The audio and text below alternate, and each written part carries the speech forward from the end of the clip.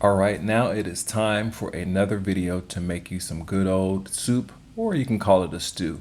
Look at these nice chunks of potatoes, cabbage, stewed tomatoes, and the pork. Nice little chunks of pork that's in there. It is so tasty. Now I did this on a pretty good budget. That's right.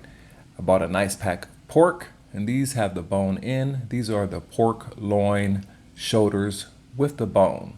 That's right. They call it a chop. And I also took a 5-pound bag of potatoes and I diced them up. Now, when it comes to dicing the potatoes, you can dice them up any size that you want. You can make them bite size so that way they fit on that spoon really good. But I did mine like this. They're pretty chunky pieces. And I kind of like that because I love potatoes when it's in a stew or a soup. I can eat a whole bowl of potato soup by itself. All right, and the next step is taking a half head of cabbage. Now this is the half head of cabbage that I used on my other video where I made the meatball soup. And for the cabbage, you can slice it up any way you want. You can slice it the long way, you can make it into little pieces, however you decide. It's up to you as long as the cabbage is in there. All right, so we're gonna put the cabbage to the side too.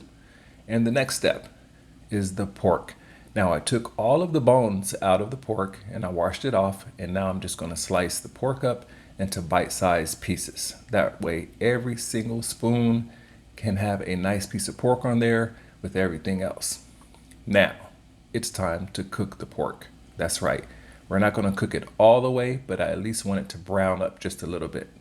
And now we're going to take about 4 to 5 tablespoons of minced garlic. This is the Kirkland brand of minced garlic from Costco. And then after that, we're going to toast it. We're going to brown it up just a little bit. And the next step is this. We're going to add that good old pork. And that pork is going to have a really nice flavor to it. It's going to take in that flavor of the garlic. It's going to be delicious. Now, what do I season it with? Well, I'm pretty basic with it. I'm using good old salt and pepper.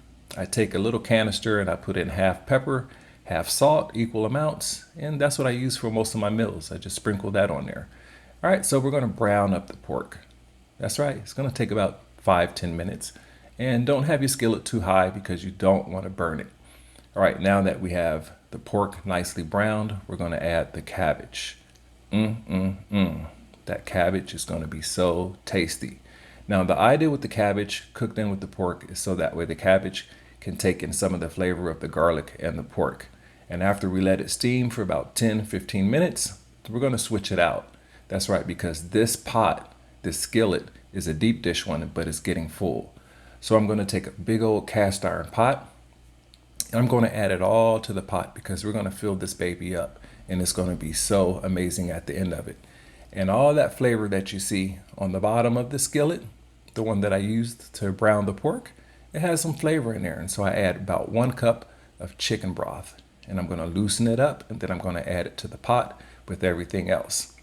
Then after I add that pork, after I loosen up all that flavor, I'm going to add about 6 to 7 cups of chicken broth.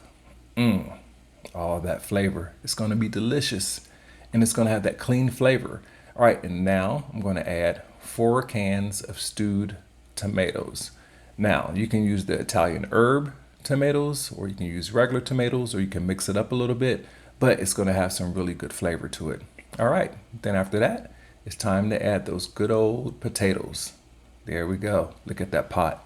It's getting nice and full. Now for this, I like to cook my potatoes till they get a little bit tender, not all crunchy. And so I put them in the oven. The oven's at 250 degrees and I let it cook for about 35-40 minutes to about an hour. Now guess what you see right here? I did switch the pot again because that pot was too small. So I had to use a really big pot. But look at this. All of that flavor, nice, tasty. It's going to get you nice and full. It'll feed about a family. You can get probably about 8 to 10 bowls, good sized bowls, full of this stuff right here. This is going to be a lot and it's going to last for a couple of days and I love it. So there you go, guys. Here's another tasty video to make pork and potato soup or stew. See you on the next video. Make sure you like and subscribe. And I'll see you on the next video. Bye.